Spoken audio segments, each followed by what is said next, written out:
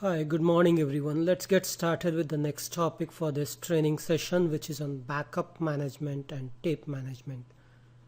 Basically, the objective of this particular session is just to give an idea about what is a backup strategy that meets the need of your company. Basically, you need to define the backup strategy.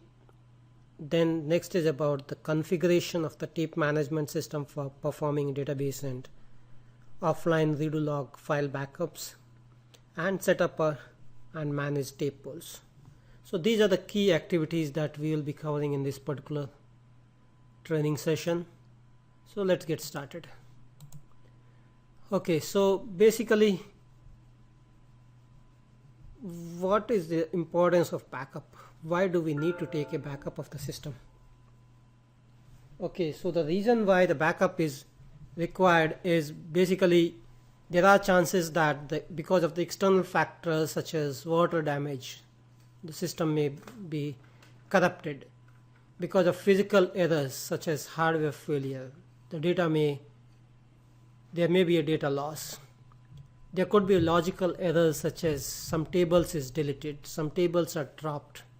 So because of data losses, you need to have a backup to recover. So a good database backup strategy prevents data loss and minimize system downtime.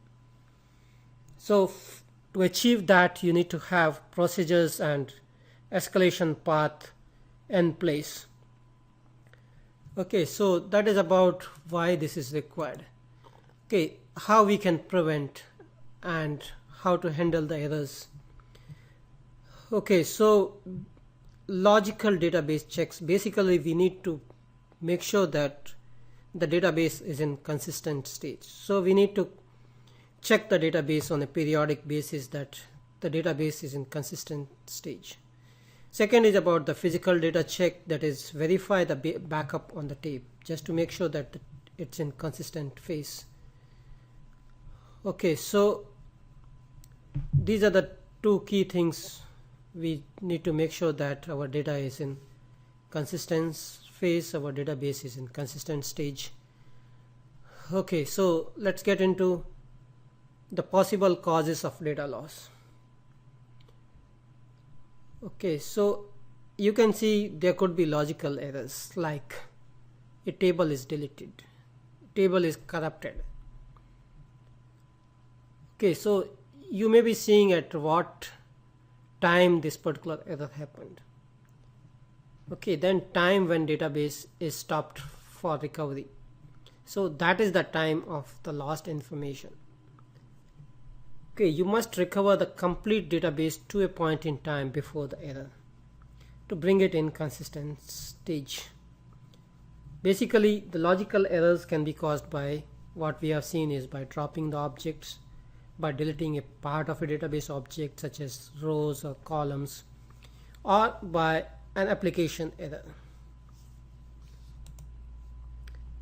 Okay, so let's see the part 2 basis, basically about the forward recovery. Database backup is stored and you want to recover data from offline redo logs. Say for example, here you are seeing that this is the information which will be lost.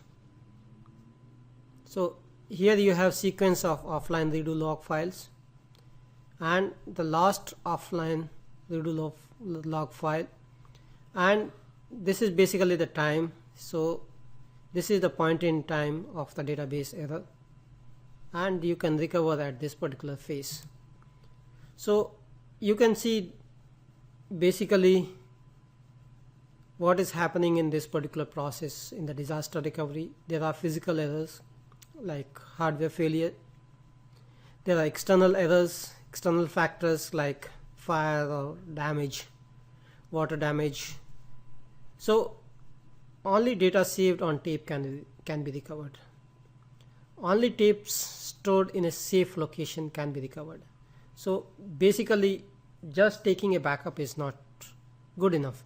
We need to make sure that the backup that is taken can be recovered. It is in readable mode. Secondly, the tapes in which the backup is stored can be recovered, is in good health, Okay, so now the backup cycle recommendation. Basically, you can see what we have covered so far. It's talking about the good backup cycle, and so basically we recommend a backup cycle of 4 weeks. Okay, a pool of tape for database and offline redo log file backups is required. Ensure that enough tapes are provided in each tape pool to span the entire backup cycle. We recommend having at least 30% more tapes than required to cover database growth. Okay, so perform a full online backup each workday. That is, perform full offline backup at least once in a cycle. Okay, then you must backup the offline redo log files each workday as well after every online and offline backup. Okay, so basically this diagram shows the entire flow. Okay, so that's what is about the backup cycle recommendation. Now let's get into the tools for backup. So what are the things it should be backing up? Okay, in this particular diagram you are seeing control files, you are seeing data files, you see the online redo log files, offline redo log files.